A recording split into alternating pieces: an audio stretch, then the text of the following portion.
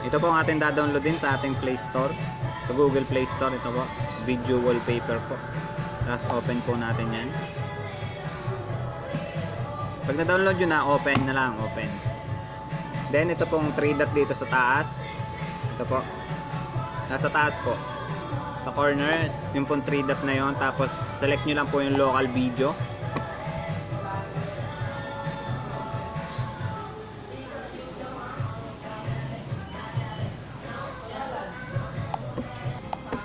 Yan po sa local video. Ito po yung video natin. I-select nyo lang po dito kung alin po yung inyong gagamiting video. Halimbawa po ito. Yan po.